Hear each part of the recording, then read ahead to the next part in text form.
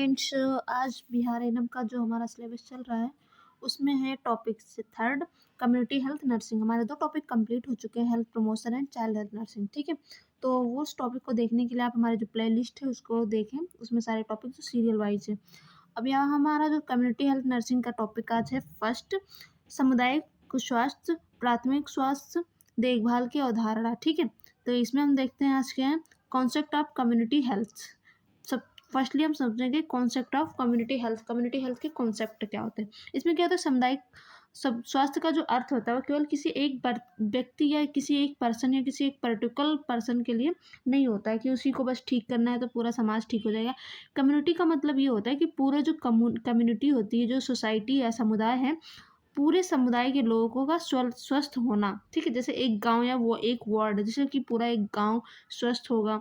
ठीक है, स्तर को ऊपर उठाना होता है, एक पूरे गांव के स्वास्थ्य को ऊपर उठाना होता है, ये होती है कम्युनिटी हेल्थ। ठीक है, यहाँ पे हम इसका मुख्य उद्देश्य मेन पर्पस देखते हैं क्या है, बीमारियों की रोकथाम प्रिवेंशन। फर्स्टली हम क्या करते हैं कि जो प्रिवेंशन फर्स्ट एड केयर की नीड ना पड़े, इसलिए हम प्रिवेंशन देंगे कि किसी बीमारी से बचाव कैसे किया जा सके, बीमारी होने से पहले ही उसे रोका जाए, जैसे इम्यूनाइजेशन हो गया, जो हमारा वैक्सीनेशन होता है कम्युनिटी में। ठीक है, नेक्स्ट है हमारा प्रमोशन। प्रमोशन में क्या देखते हैं हम, लोगों को स्वास्थ्य जीवन शैली के लिए प्रेरित करना, कि लोगों को ये हेल्थ एजुकेशन देना कि हेल्दी जो लाइफ रूटीन होता है वो कैसे रखना है और बीमारियों से कैसे बचना है। ठीक है, तो वो उनको हेल्थ एजुकेशन देना। नेक्स्ट है हमारा रिहैबिलिटेशन या पुनर्वास। बीमारियों के बाद उस व्यक्ति, अगर किसी पर्सन को इन केस बीमारी हो भी गई है तो उस बीमारी के ठीक होने के बाद जो पर्सन है वो कैसे अपने जो जीवन है, जो लाइफ रूटीन है, वो पहले जैसे कैसे कंटिन्यू करे। ठीक है, उस बारे में हेल्थ एजुकेशन देना, क्योंकि बहुत सारे जो पेशेंट्स होते हैं अक्सर बीमार बीमार होने के बाद, ठीक होने के बाद भी वो उसी अपने आप को उसी कंडीशन में ढाले रहते हैं, उसी डिप्रेशन में रहते हैं। तो उन्हें अपनी डेली रूटीन को पहले जैसे एक्टिविटीज़ को कैसे करना है, ये एक हेल्थ एजुकेशन देना। ठीक है, नेक्स्ट हमारा इन्वायरमेंट, वातावरण, स्वच्छ पेयजल, स्वच्छता और शुद्ध हवा कैसे उन्हें मिले। ठीक है, जीवन शैली, उनका जो डेली रूटीन है वो कैसे है, खान पान की आदतें और व्यायाम, ये सारी चीज़ें, सही डाइट लेना, वॉकिंग करना, व्यायाम करना, इससे क्या होता है कि जो हमारा हेल्थ होती है वो फिजिकली फिट रहती है। ठीक है, अनुवांशिक जन्मजात गुण, जेनेटिक्स, बहुत सारी जो चीज़ें होती हैं वो जेनेटिक्स होती हैं, तो उन सारी चीज़ों को जेनेटिक्स ना हो तो इसलिए कैसे बचाना है, ये सारी चीज़ें उन्हें बताना। स्वास्थ्य सेवाएं या अस्पताल और स्वास्थ्य केंद्रों की उपलब्धता, जैसे कि अगर किसी कम्युनिटी में जाना है तो रूरल एरियाज़ में क्या होता है, उन्हें अवेयरनेस कम होती है, तो उन्हें हॉस्पिटल्स या फर्स्ट एड जो सब सेंटर होते हैं इनकी नॉलेज नहीं होती, तो उन्हें बताना कि अगर आपको ये प्रॉब्लम हो रही तो आपको इस सेंटर पर जाके अपना ट्रीटमेंट लेना है। ठीक है, अब नेक्स्ट देखते हैं प्राइमरी हेल्थ केयर, पीएचसी। ठीक है, पीएचसी क्या है, यहाँ पे प्राथमिक स्वास्थ्य केंद्र की वह पहली सीढ़ी होती है जहाँ एक आम नागरिक स्वास्थ्य प्रणाली के संपर्क में आता है, मतलब हेल्थ हेल्थ सिस्टम की सबसे जो नीचे होती है यूनिट, एचसीपीएचसी होती है। ठीक है, फर्स्ट ये यूनिट होती है एचसीपीएचसी। फर्स्ट रेफरल कौन सी होती है, सीएचसी होती है। तो यहाँ इसकी अवधारणा कब आई थी, 1978 में अलमाटा सम्मेलन में दी गई थी। ये अवधारणा की जो पीएचसी होती है वो आम नागरिक के मिलने की फर्स्ट यूनिट होती है। ठीक है, इसका लक्ष्य क्या होता है, अब यह फर्स्ट यूनिट तो हो गई, इसका जो मेन टारगेट है वो क्या है, सबके लिए स्वास्थ्य, हेल्थ फॉर ऑल। ये सबके लिए यहाँ पे स्वास्थ्य हेल्थ होता है, ऐसा कुछ पैरामीटर्स नहीं होते कि ये पर्सन के लिए ट्रीटमेंट है और इसके लिए नहीं, ये सबके लिए हेल्थ फॉर ऑल होती है। ठीक है, अब यहाँ पे देखते हैं पीएचसी के 4 मुख्य पिलर्स, जो मेन पिलर्स हैं पीएचसी के वो कौन से हैं। ठीक है, इसमें क्या होता है, इक्वल डिस्ट्रीब्यूशन, समान वितरण, जो चीज़ें होती हैं वो समान सबको वितरण की जाती है, स्वास्थ्य सेवाएं सबको मिलनी चाहिए, चाहे वह अमीर हो या गरीब हो या शहरी हो या ग्रामीण हो, जो स्वास्थ्य सेवाएं होती है सबको एक सेम मिलती है, ऐसा नहीं कि किसी के लिए ज़्यादा या कम। इसमें क्या होता है, कम्युनिटी पार्टिसिपेशन, स्वास्थ्य सुधार में गाँव के लोगों को आशा कार्यकर्ता और पंचायत की भागीदारी होनी चाहिए। जो हेल्थ एजुकेशन या हेल्थ सिस्टम होता है उसके लिए कम्युनिटी में आपकी जो एएनएम की हेल्प करती है वो जो आशा होती है एंड जो पंचायत होते हैं, ठीक है, उनकी भी भागीदारी इंपॉर्टेंट होती है, उनका सहयोग। अब नेक्स्ट हमारा इंटरसेक्टरल कोऑर्डिनेशन, अस्पताल, केवल अस्पताल से काम नहीं चलेगा, शिक्षा, कृषि और आवास विभागों का भी सहयोग जरूरी होता है। सिर्फ एक हॉस्पिटल जो है वो एक कम्युनिटी को हेल्दी नहीं बना सकता, उसमें क्या होता है कि शिक्षा, लोग एजुकेटेड होंगे तो अपनी चीज़ें जो अवेयर रहेंगे सारी चीज़ों को लेके। कृषि मतलब जो प्रॉपर अगर अनाज होगा तो डाइट प्रॉपर हो पाएगी, ठीक है? और आवास जो अगर रहने का घर सही है तो आस-पास जो एनवायरनमेंट है वो भी सही रहेगा, पानी का जमाव नहीं होगा, तो साफ-सफाई भी रहेगी। तो ये सारी चीज़ें भी इम्पोर्टेंट होती हैं, ठीक है? उपयुक्त तकनीकी इसमें क्या होता है, ऐसी तकनीकी जो सस्ती हो, मतलब ज़्यादा महँगी चीज़ें या कॉस्टली चीज़ें नहीं हों, जो जो कम्युनिटी के लोग हैं वो अफ़ोर्ड ही ना कर सकें। यहाँ पे क्या होता है, सस्ती चीज़ों को यूज़ करना जो इफ़ेक्टिव हों और प्रभावी हों, ठीक है? जिससे स्थानीय लोग अपना सकें, जो जैसे लोग इस अपना सकें। जैसे फॉर एग्ज़ाम्पल क्या है, ओआरएस, अगर डिहाइड्रेशन हो रहा तो ओआरएस देना है, ना कि कोई कॉस्टली मेडिसिन बतानी है उन्हें, ठीक है? नॉर्मल ओआरएस देना ताकि वो अपने आसानी से यूज़ कर सकें। अब नेक्स्ट हमारा प्राथमिक स्वास्थ्य देखभाल, इसके 8 जो हैं एलिमेंट्स हैं। अब ये देखते हैं क्या हैं।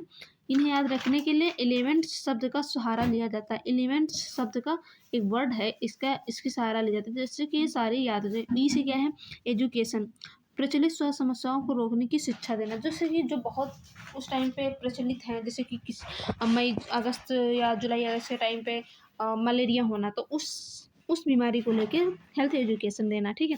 एल से क्या है, लोकल डिजीज़ कंट्रोल, किसी कम्युनिटी में होती है मलेरिया, कहीं हो रही है बहुत ज़्यादा, कहीं काला ज़र हो रहा है, डायरिया हो रहा है, तो उन उन क्षेत्रों में उन बीमारियों के बारे में नियंत्रण करना, कंट्रोल करना, लोकल डिजीज़ कंट्रोल, ठीक है?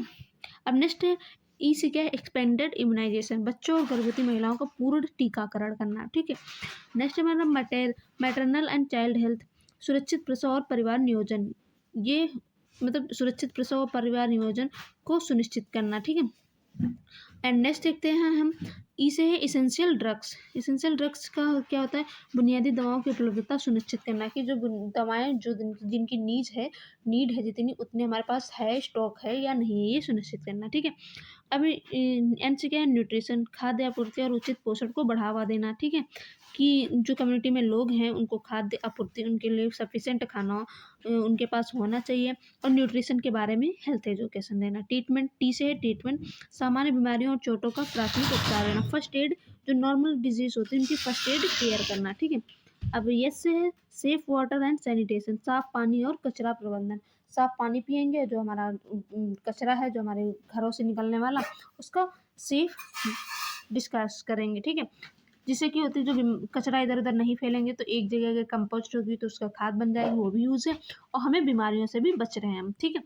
तो अब नेक्स्ट देखते हैं बिहार के संदर्भ में एएनएम की कुछ भूमिकाएं। मतलब अब एएनएम की यहाँ पे रिस्पॉन्सिबिलिटीज़ क्या हैं।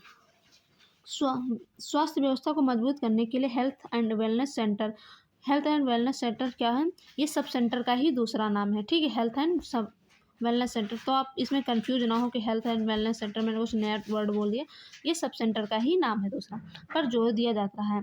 एक एएनएम के रूप में आपकी भूमिका जो होती है, पीएचसी के इन सिद्धांतों को धरातल पर उतारना होता है, ठीक है? जो पीएचसी के सिद्धांत से प्रिंसिपल्स हैं उनको बिल्कुल रूरल एरियाज में लेके आना है। सब सेंटर क्या है, ये पीएचसी की सबसे छोटी इकाई है, यहाँ आप सीधे जनता से जुड़ी रहती हैं।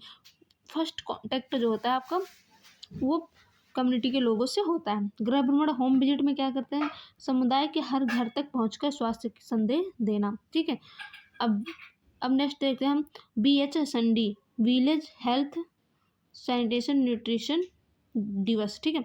ग्राम स्वास्थ्य स्वच्छता एवं पोषण दिवस, इसका फुल फॉर्म आप जरूर याद रखना, क्योंकि एग्जाम में कभी कभी फुल फॉर्म भी पूछता है। अब देखते हैं क्या है, आंगनबाड़ी और आशा के साथ मिलकर आयोजन करना टीकाकरण जांच का आयोजन करना, ठीक है? अब नेक्स्ट देखते हैं हम, भारत में स्वास्थ्य सेवाओं का ढांचा, हेरिस्ट्री ऑफ द हेल्थ सर्विसेज। एक एएनएम के लिए यह जानना जरूरी है कि वह पूरे सिस्टम में कहाँ फिट बैठती हैं, इसे एक पीरियड की तरह समझें। इसकी एक एएनएम जो होती है उनके लिए बहुत ज़रूरी हो जाता है कि वो किस सिस्टम में कैसे बैठ फिट रहें, जैसे कि कैसे वो अपनी जो वर्क है वो अच्छे से कर रही हैं, ठीक है? इसको एक पिरामिड की तरह भी समझ सकते हो। और मैं यहाँ पे आपको बता रही हूँ, गाँव का स्तर, विलेज लेवल पे, यहाँ आशा और आंगनबाड़ी कार्यकर्ता AWF काम करते हैं। AWW का फुल फॉर्म जो होता है आंगनबाड़ी हेल्थ वर्कर, ठीक है? यहाँ पे सब सेंटर या स्वास्थ्य प्रणाली का सबसे निचला और पहला संपर्क बिंदु होता है, फर्स्ट कॉन्टैक्ट यूनिट होती है। यहाँ एक एएनएम का मुख्य भूमिका, जैसे कि जो नॉर्मली अब पॉपुलेशन वाला क्वेश्चन बहुत आता है कि इतनी पॉपुलेशन कहाँ पे होती है, कैसे होती है, तो इसमें हम क्या करते हैं, जो अर्बन एरियाज़ होते हैं या हिली एरियाज़ हैं वहाँ पे कितनी होती है, हिली एरिया सॉरी अर्बन नहीं सॉरी हिली, ठीक है। हिली एरियाज़ में 3,000 एंड जो समतल एरियाज़ होते हैं प्लेन एरियाज़ वहाँ पे 5,000 जनसंख्या पर एक एनम होती है, ठीक है। अब यहाँ पे पीएचसी ये यहाँ से रेफर सेवाएं शुरू होती हैं, पीएचसी से रेफर स्टार्ट हो जाता है। यह आबादी होता है 20,000 से 30,000, तो 20,000 हो गया हिली एरिया में, 30 हो गया प्लेन एरियाज में, ठीक। सामुदायिक स्वास्थ्य केंद्र, अब यहाँ पे सीएससी देखते हैं, सीएससी कितना होता है, यह 30 बिस्तर वाला अस्पताल। इसमें सीएससी में कितने बेड्स होते हैं, 30 होते हैं, जिसमें विशेषज्ञ डॉक्टर होते हैं कितने, 4 होते हैं। आबादी की पॉपुलेशन क्या होती है, 80,000 से 1,20,000, 80,000 हिली में हो गया, 1,20,000 समतल एरियाज में। जिला अस्पताल डिस्ट्रिक्ट और पर उच्चतम स्तर की विशेषज्ञ सेवाएं होती है। यहाँ पे बेड क्या रेशियो क्या होता है, 1:1,000 पॉपुलेशन, ठीक है। 1,000 पॉपुलेशन पे एक बेड होता है। अगर इसमें कुछ डाउट है, आई थिंक मुझे लग रहा है, तो आप लोग एक बार कमेंट करना कि इसका क्या सही है, ठीक है, सही आंसर क्या है। एंड नेक्स्ट देखते हैं हम क्या है, सामुदायिक स्वास्थ्य नर्सिंग की सिद्धांत। यहाँ पे आप सामुदायिक स्वास्थ्य नर्सिंग के सिद्धांत प्रिंसिपल्स ऑफ सीएचएन देख लेते हैं। सामुदायिक स्वास्थ्य नर्स एनएम के रूप में कार्य करते समय आपको ये 4 सिद्धांत जो होते हैं पालन करना चाहिए। कौन कौन से सिद्धांत है वो देखते हैं। कम्युनिटी एज ए यूनिट, आप केवल एक मरीज का इलाज नहीं कर रही हैं बल्कि पूरे परिवार समुदाय की देखभाल कर रहे हैं। आपको सिर्फ कहीं अगर कोई एक मरीज बीमार है तो आपको सिर्फ उस मरीज की नहीं इलाज करना, आपको ये सोच के चलना है कि हमें सारे कम्युनिटी पूरी अपनी कम्युनिटी को स्वस्थ रखना है, ठीक है, पूरी देखभाल करनी है। यहाँ पे फोकस ऑन प्रिवेंशन, बीमार होने के बाद इलाज करने से बेहतर है बीमार होने ही ना दिया जाए। यहाँ पे फर्स्टली होता है प्रिवेंशन करना, कि अगर देखो कोई बीमार हो गया तो हम उसे फर्स्ट एड केयर देना है, बट हमें प्रिवेंशन ऐसे करना है कि कोई किसी को फर्स्ट एड केयर की ही नीड ना पड़े। तो टीकाकरण और स्वच्छता ये अगर मेंटेन करेंगे तो फर्स्ट एड केयर की भी नीड नहीं पड़ेगी, ठीक है। तो हमें पहले प्रिवेंशन करना है फर्स्टली। अब नेक्स्ट है हमारा संसाधनों का सही उपयोग, जो भी हमारे संसाधन अवेलेबल हैं उनका सही तरीके से यूज़ करना। जैसे दवाएं किट सरकार द्वारा मिले, उनका अधिकतम लाभ गरीबों तक पहुंचाना। ये सारी चीज़ें जो होती हैं बहुत मतलब अच्छे से यूज़ करना कि जो गरीब लोग हैं तो उनको बेनिफिट हो सके। स्थानीय संस्कृत का सम्मान, जैसे कि जो लोकल लैंग्वेज है उसका सम्मान करना, ठीक है। आपको वहाँ के लिए अगर किसी चीज़ों के रीति रिवाज है, कुछ भाषा है, उन सारी चीज़ों की रिस्पेक्ट करना, ठीक है, तभी वो कम्युनिटी के लोग आप पर भरोसा करेंगे और वो आपकी भी रिस्पेक्ट करेंगे। तो यहाँ पे हमारी रिस्पेक्ट बहुत इंपॉर्टेंट है, ठीक है, भरोसा एंड ट्रस्ट। अब नेक्स्ट देखते हैं हम क्या, पीएससी आयुष्मान भारत। ये पीएससी आयुष्मान भारत के तहत अब सरकार उपकेंद्र सब सेंटर को health and wellness centre WSC में बदल रही है। यहाँ पीएससी के उदाहरण एक आधुनिक रूप में है, जैसे कि एनएम की भूमिका बढ़ रही है। इसमें क्या है, कॉम्प्रहेंसिव केयर, अब केवल प्रसव टीकाकरण ही नहीं बल्कि blood pressure, BP, sugar, diabetes और कैंसर जैसी गैर संचारी बीमारियां जैसे एनसीडी की जांच भी एनएम को करनी होती है। अब सिर्फ बेबी एंड मदर पे ही नहीं, अब बहुत सारी चीज़ों को कवर करना चाहती है, ठीक है। MI10 कंसल्टेंट, ई संजीवनी, WSC, HWC पर एनएम डॉक्टर से वीडियो कॉल के जरिए मरीज से बात करवाते हैं। अब ये जो एक प्रोटोकॉल है HWC पे, इसमें क्या होता है कि एनएम है एक, वो डॉक्टर से वीडियो कॉल के तहत जो कम्युनिटी में पेशेंट्स हैं उनसे बात करवाती है, ठीक है। अब नेक्स्ट है यहाँ पे फिर कुछ हेल्थ इंडिकेटर्स देख लेते हैं।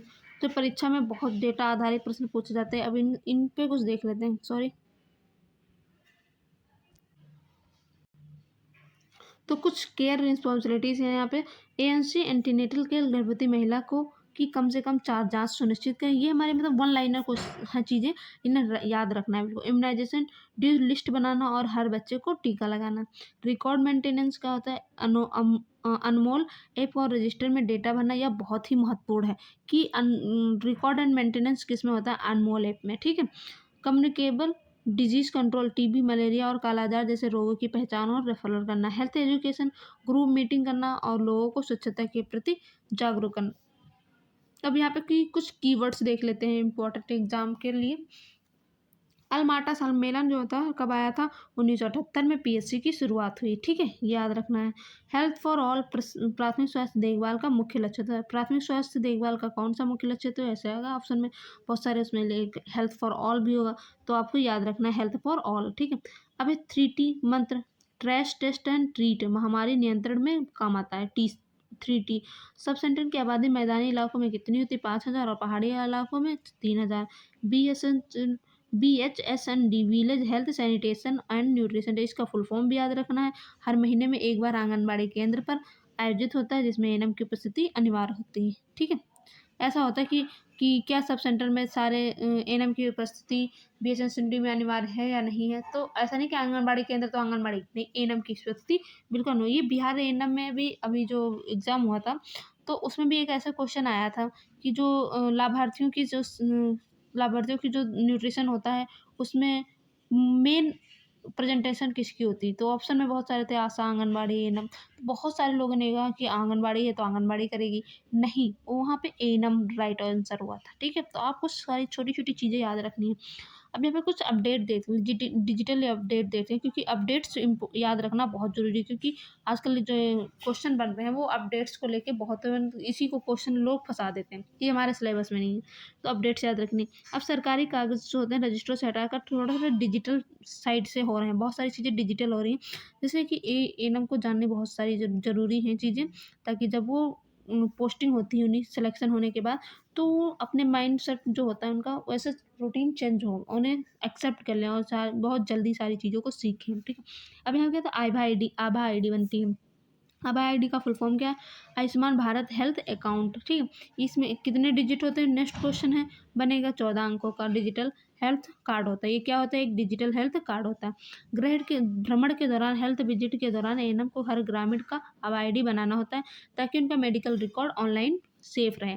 यूविन पोर्टल क्या था, जैसे कोरोना के लिए एक कोविन था, वैसे ही एक नियमित टीकाकरण रूटीन इम्यूनाइजेशन के लिए यूविन पोर्टल शुरू किया। जैसे कोविड टाइम में एक कोविन था, ऐप था, वैसे ही इम्यूनाइजेशन को एक रूटीन बनाने के लिए कोविन पोर्टल शुरू किया। अब हर बच्चे और गर्भवती महिला का जो टीकाकरण डेटा रियल टाइम ऑनलाइन चढ़ाया जाता है, जैसे किस टाइम पे इम्यूनाइजेशन हुआ वो उसी टाइम पे उसमें रिकॉर्ड किया जाता है। अब इसमें क्या, ई संजीवनी एक और ऐप है, ई संजीवनी, इसका क्या होता है, टेली मेडिसिन कहते हैं। उपकेंद्र HWC पर एएनएम लैपटॉप या टैबलेट के जरिए मरीज की बातें बड़े डॉक्टर या स्पेशलिस्ट से करवाते हैं। इसमें क्या होता है, ई संजीवनी में कोई पेशेंट है जैसे थोड़ी सी सीवियर है या डायबिटिक है, कैंसर निकल है, कुछ ऐसे सिम्टम्स, तो उन्हें क्या करवाते हैं, वो बड़े डॉक्टर से कंसल्ट करवाते हैं, उनकी बात करवाते हैं वीडियो कॉल के जरिए।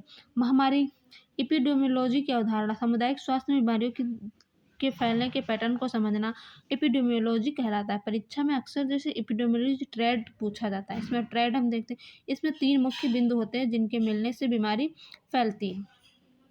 ठीक है, फर्स्ट देखते हैं एजेंट, जीवाणु, विषाणु या कीटाणु, जैसे मलेरिया या परजीवी। होस्ट या व्यक्ति जिसे बीमार हो सकता है, ठीक है, जिससे बीमार होता है। इन्वायरमेंट, गंदगी, रुका हुआ पानी या भीड़ भाड़ वाला इलाका।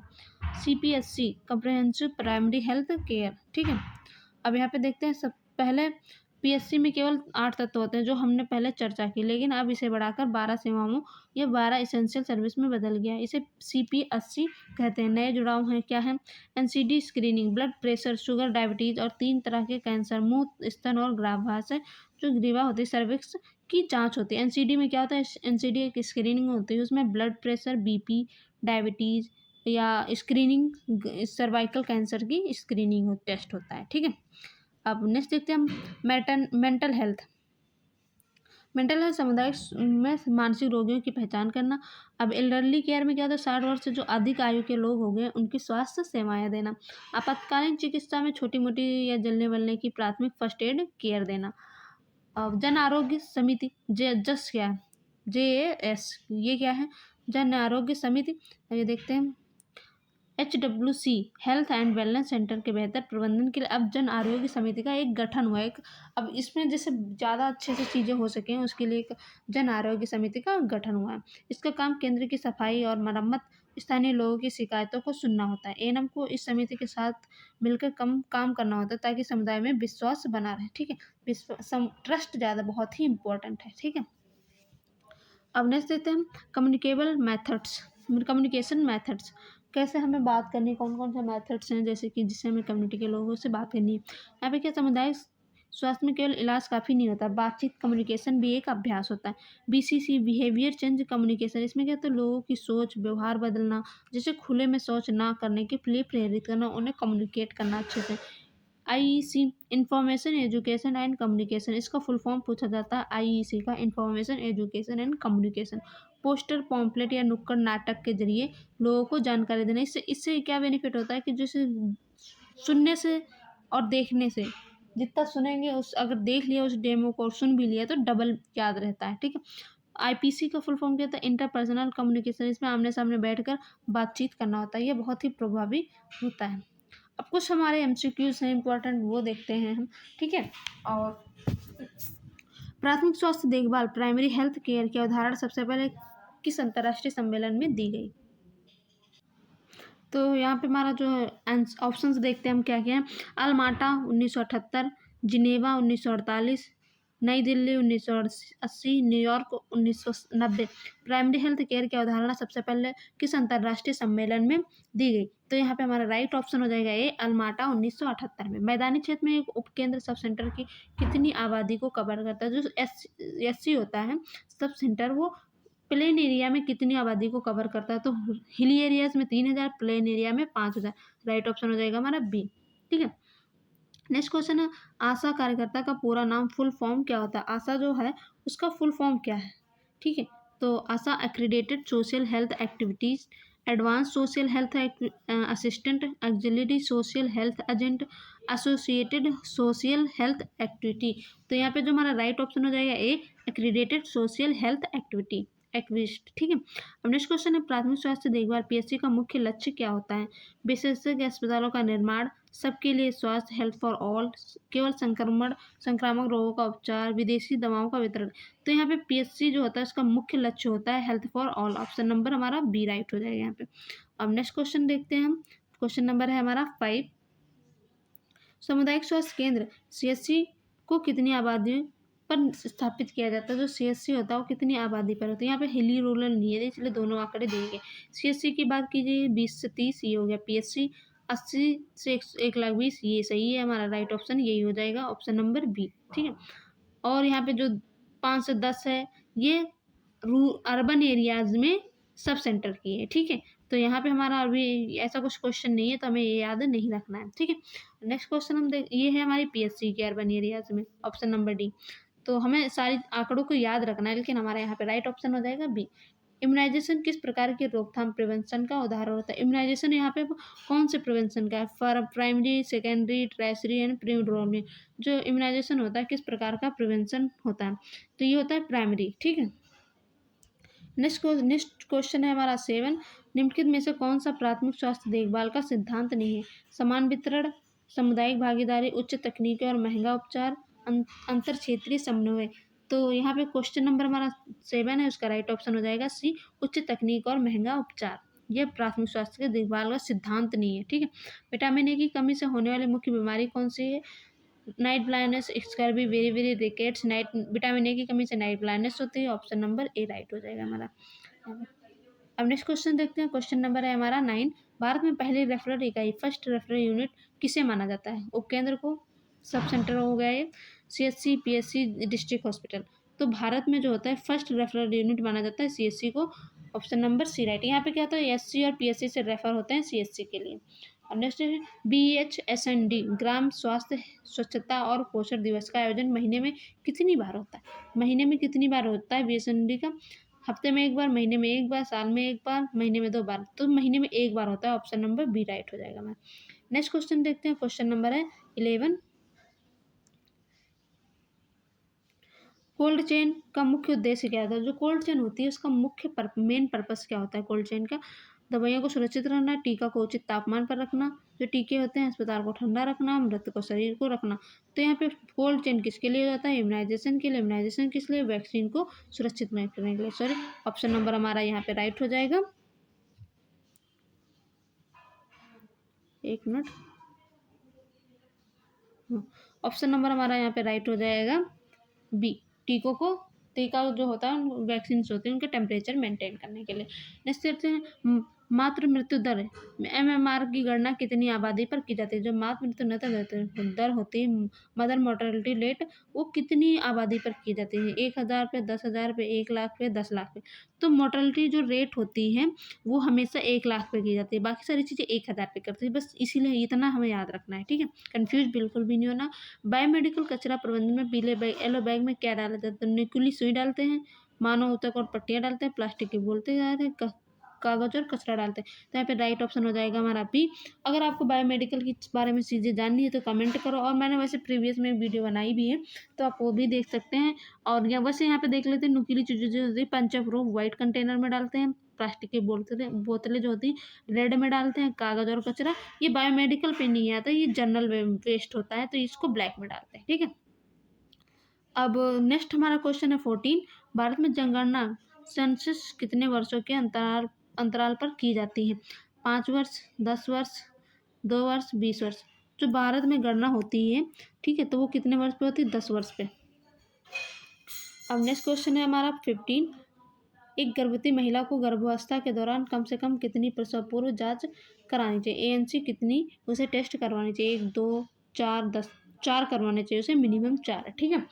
तो यहाँ पे हमारा राइट ऑप्शन हो जाएगा सी। डब्ल्यूएचओ विश्व स्वास्थ्य संगठन का मुख्यालय कहाँ है? जो हेडक्वार्टर है डब्ल्यूएचओ का वो कहाँ है? Geneva, Switzerland. तो कौन सा ऑप्शन में Geneva Switzerland? Option number B हमारा यहाँ पे राइट हो जाएगा, ठीक है। एंड नेक्स्ट क्वेश्चन देखते हैं, क्वेश्चन नंबर हमारा 17 है।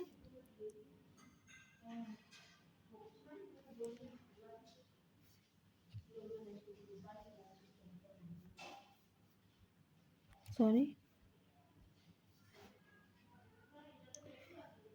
मच्छर भगाने के लिए कौन सी मच्छरदानी, सॉरी,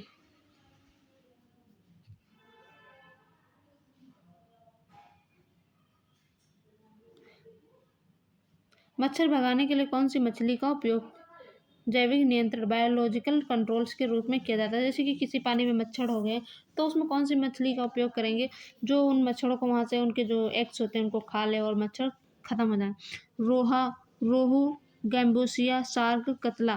तो कौन सी मछली जो होती है वो मच्छरों को एग्स को खाती है? गैम्बूसिया। ये मछली उस पानी में डाल देते हैं जहाँ पे बहुत ज़्यादा मच्छर होते हैं या पानी स्टोर है, ठीक है। नेक्स्ट क्वेश्चन है, आयुष्मान भारत योजना के तहत उपकेंद्रों को क्या नाम दिया गया? जो सब सेंटर होते हैं उनको कौन सा नाम आयुष्मान भारत की योजना के तहत दिया? Super clinic, health and wellness centre, Ayushman केंद्र एंड मोहल्ला क्लिनिक। तो यहाँ पे हमारा जो राइट ऑप्शन हो जाएगा D, health and wellness centre. Next हमारा क्वेश्चन है 19। परिवार नियोजन के लिए मालायन क्या है? इंजेक्शन है, मौखिक गर्भ गोली, ओसीपी है, कॉपर टी है, कंडोम है। जो मालायन होती है वो क्या होती है? ओसीपी होती है, ठीक है, एक ओरल टैबलेट होती है।